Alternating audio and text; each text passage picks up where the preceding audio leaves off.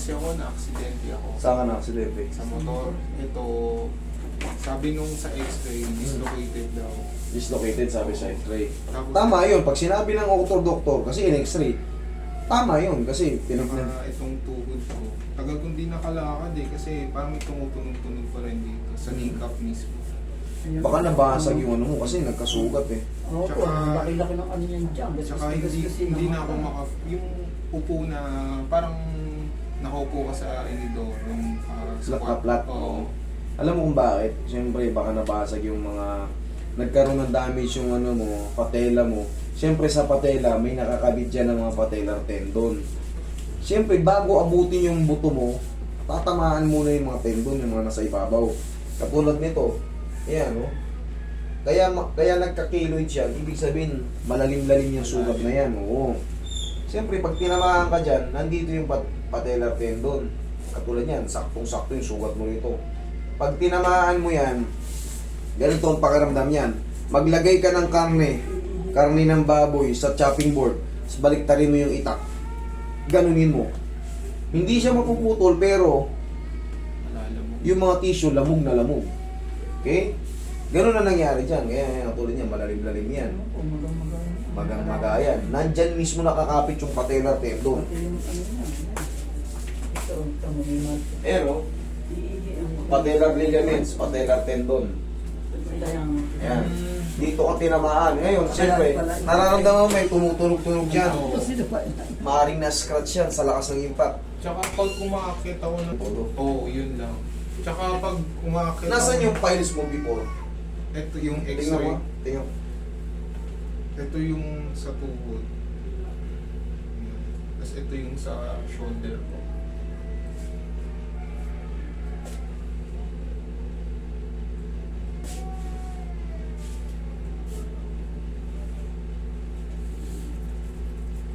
Sa shoulder mo, kinonsider na nila na ano to? Dislocate? Sabi sa'yo, dislocate? Yung sa pinag-x-rayan ko, kasi ito yung sa ano niya ko yun. Papakita ko sa iyo yung result ng Hindi kasi pag kinonsider na ng dislocate yan, dislocate talaga yan. Pero konti lang eh. Konti lang idol, nasa puso. ito yung ano yun. Ito, Ay, yun yung bungad. Yan yung una. Yun yung una. yung doctor yung nagsabi na dislocated. Tapos yung dito, fractured FX. Ayun nga, may fracture eh. Sa Mm.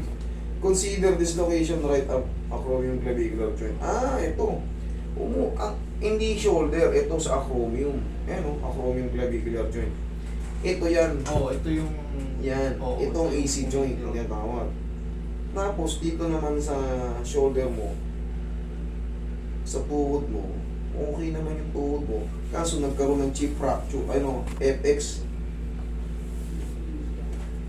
So, ayun yung parang tumutunog-tunog na. Yun nga, sabi ko sa'yo, natuhod mo yung magkakaroon ng ano yan, magkakaroon ng parang, yun yan, fracture yan, yung chip fracture ba? Sa ibabaw lang na fracture, hindi siya totally pasag talaga. Pero Siyempre. hindi naman siya yung malalang ano. Hindi. Ano lang yun, humihilom din yan. Ang problema, pag hilom niyan, hindi na mapiperfect, talagang may sounds na yan. Yun ang magiging consequences niyan. Yun kasi yung nangyayari sa akin ngayon pag kumakit ako ng mga hagdan. Tumutunog-tunog, kaya pag akyat ko ng baitang ng isa, tumitigil ako, pinapatunog ko muna. Kasi kusa siyang tumutunog. Na-overstress na kasi yung ano niyan dito. Kunyari, napatilan ng mga ilang dito siya, hindi siya sa shoulder mismo, hindi siya sa humerus. Dito siya sa AC joint ang na-dislocate. Yung acromion, hindi nagpantay. Ito, umabante ito. Ayan yung dugtungan. No? Ayan ang na-dislocate. Kasi pag sinabi ng doktor talaga na-dislocate yan, talagang dislocate talaga yan. Hindi natin pwedeng kontrahin yan kasi kita sa x-ray. Baka hindi mo na naintindihan, usog ka kontra. Pantay ka lang. Yan. Dito kasi yan, meron niyang talagang joint talaga na yung buto na to, putol talaga tong AC joint na to. Ang nangyayari dyan, ang possible na nangyayari sa'yo, yung stretching of acromion clavicular joint. Ito, medyo umangat ito. Nang paharap. Kaya kinonsider na dislocate. Ito yan, yung shoulder natin. Ang anatomy ng shoulder natin. Nangyari sa'yo ganito. Kasi supposed to be ganyan yun. Pantay siya na may nakakabit na ligaments. Ang nangyari sa'yo, ganyan, umangat. Umangat, Oo. ganun. Gumano, ito umabante, nandito banda. Pero konti lang, kaya ang ganito sa'yo, ganito yan sa'yo. Nakakapit pa siya, pero umangat na. Ang worst case kasi niyan, ganito, putol na lahat yung torn trapezoid. Pero sa'yo, hindi naman naputol. Pero may chance na pag nagbubuhat ng mabigat, Mangangawit ka dyan. Mabubuhat mo yan, makakaano ka dyan, pero siyempre, hindi na siya 100%. siya gaya na nagdaan. Mababawasan na ng mga 5%, 10% yan. Hindi na siya gaya ng dati. Kasi yan, hindi na ito mababalik unless ipa-opera mo to. Pero ito nga gumagaling to, baliwala yan. Kahit tabigin mo yan, baliwala yan. Ang problema nito, sasakit lang to pag binuhat mo ng mabigat. Pwede naman siya 15 kilos pababa. Pero yung 20, mabubuhat mo yung 20 kaso pag kumirot kasi yan, kasama na yan. Ganun yan, parang alay ng alay. Kasi magkadugtungan yan. Yun ang magiging changes ng katawan mo.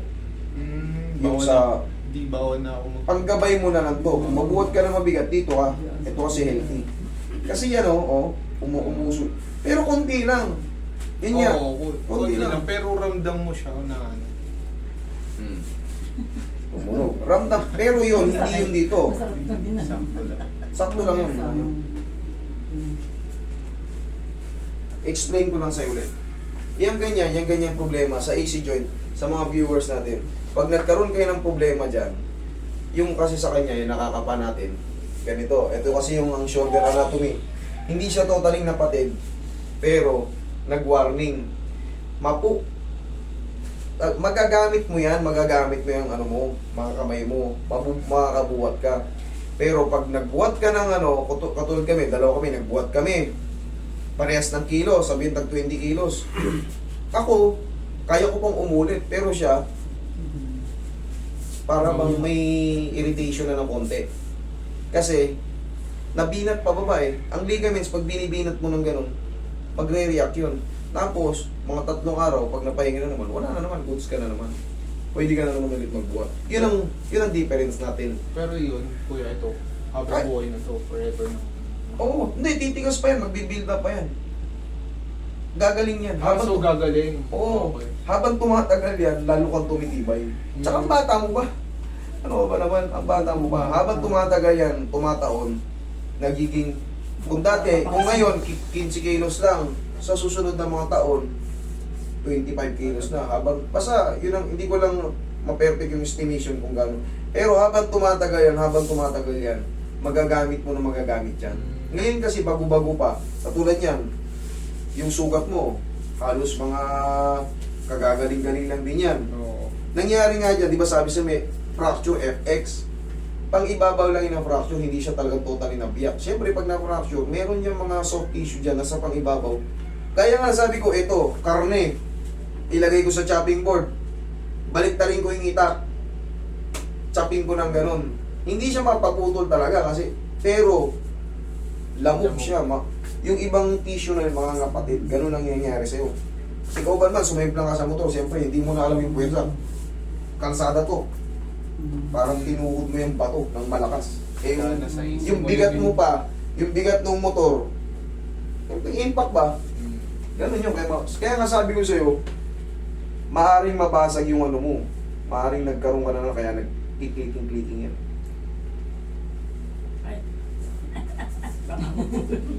Hindi mo puputol yan. Nagkatawa ko yan, hindi ko ganyan. Sa'yo ba? Oo, hindi kasi baga ko nagpapamasas yung minsan ginagano mo.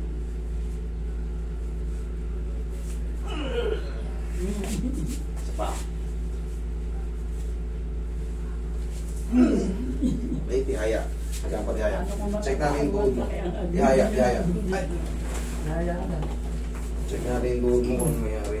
Pero ito, pag tumunog na, maginawa ka na. Parang sarap pa nga pag tumutunog eh. Yun ang magiging consequences nito. Kasi, dito napuruan. kumbaga yung pinakahapit na hapit siya, bumuka na kasi nagsugat to nun eh. Pero yan din, gagaling din siya. Oo. Ang problema, hindi na mawawala yung clicking. Okay. Gagaling siya, titibay ka. Titibay yan. Ang problema yung sounds lang. Pero sabi mo, masarap pa nga pag tumutunog eh. Ganun lang, wala yung. Basta ano, mga chip fracture, na ano yan, naayos siya. Minsan daw kasi nag-aangkas.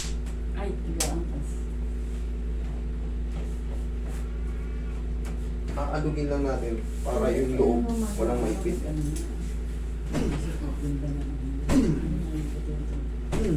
Okay, tagilid ka ito. Pag ano. Puso ka kung may pag ganun.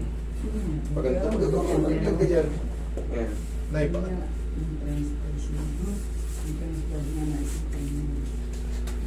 Kailan ka ba na-disgrasya? Mahal na araw, sakto. Ay, Mahal na araw. Kaya talagang binabawal ng mga matatanda na ano, kay malikot. Mahal na araw ngayon eh, siyempre, respect. Sa totoo lang, hindi naman tayo lahat pare-pareho ng paniniwala, uso ka rito. Pero siyempre, nakalakihan na natin yan eh. Pag sinabi ng matatanda, mahal na araw ngayon kayong malilikot, baka madisgrasya kayo. Yung sugat mo, hindi kagaling. Kasi po nagtinda ng french fries. Dahil sa pusa, kuya. Nasa pusa? Nasagasaan mo yung pusa? Oo, Hindi naman. iniwasan ko yung Kasi nagtitinda pusa siya eh. Ano siya, nag-a-accident. Iniwasan niya pusa. Nakakaya. Saan na ba na-accidente? Dito lang, sa kanya. Sabay ka nila. Sabi kanila ba yun? Sabi ni Colin, sabay ka nila. Tsaka, Relax ka naman. dalawang beses pa po. Yung pangalawa, dito yata sa may tapat ng ano, ng Ligaros. Doon yata, doon pa yung tumatawad ng pusa. Medyo wasa. Saan? Sa liwasan. Sa may ano. Doon Malapit na yata. sa atin. Iniwasan. Yung iba naman, aso. Oo, may tumari daw pusa. Eh, sabi nga ng iba. Yung Ang tawid pusa pa naman, nakakatakot. Pabalik-balik. Ay, atras abante na. Ano mo na, dumiretso ka, bumbuin mo na daw. At ang pusa daw, hindi yan. Ito buhay nun, ikaw isa lang buhay mo. Hindi nga, hindi naman doon ano yun. Hindi mo dapat iniwasan. Dapat. O hindi naman matatawag na animal cruelty yun kasi nasa highway sila eh. Kuya, paano lang dito? Ha? Hindi, yung sa ano lang. Alin. Bagong tato, kailan siyempre, ang takbo mo, 60 sabihin natin. Tsaka biglang mag-ano yun. Biglang tawid, ikaw naman, mag-aalanganin ka. Oo. Ayaw mo masagasa, iiwas mo. Ang bumili, may slide yung motor mo. Pag slide ng motor mo, Yun, doon na Send nangyari lang ka sa na. akin eh. skid ka na. Biglang preno yun.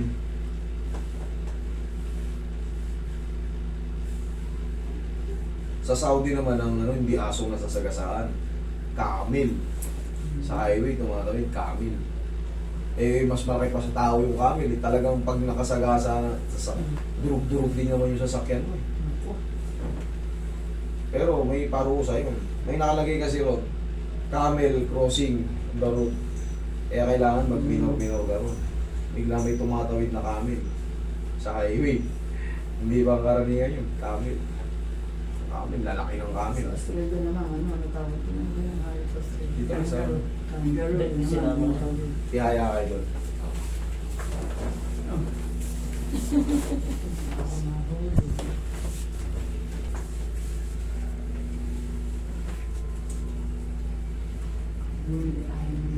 Pero ito wala to idol, magiging ano na rin to. Magiging okay rin yung Magiging siya katagalan. ng pusa. Pati yan sa shoulder mo, wala kang dapat ikatakot dyan. Habang tumatagal yan, kahit na sinabi ng doktor, dislocate. Oo, na-dislocate siya, pero Babalik. Ito kasi na ano na rin ako dyan eh. Dati nung naglalaro ako eh. Basketball eh. Kaya na ako natigil din sa basketball. Pagtalon ko, itong paa yung unang bumaba. Parang pumitik. yung manik. Oo. Tapos namaga ng matagal. Ayusin natin para hindi naman maga. Kailangan kasi malakas yung tuhod natin, set up. Nakapantay para hindi maiipit yung mga ligaments sa loob. Isa pa.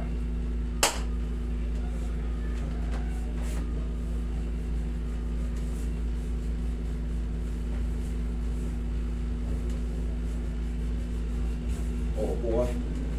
Balikan natin yung shoulder mo.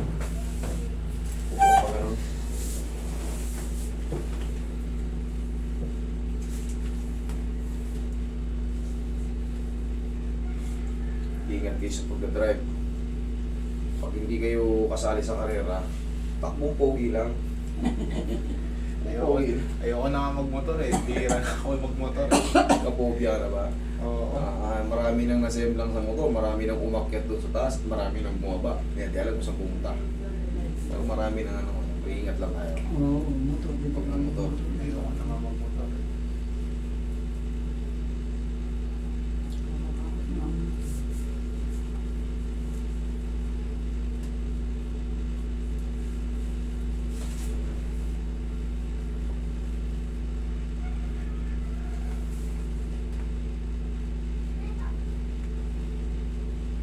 Relax lang. Tumunog mo kanina pero pihitin na natin. Yan. Wala namang masakit, okay naman? Wala naman. May konting kirot lang to nung una pag gumagano. Sagad naman. Sige, ganunin mo ngayon, tingnan mo. Wala. Wala. O, hindi wala.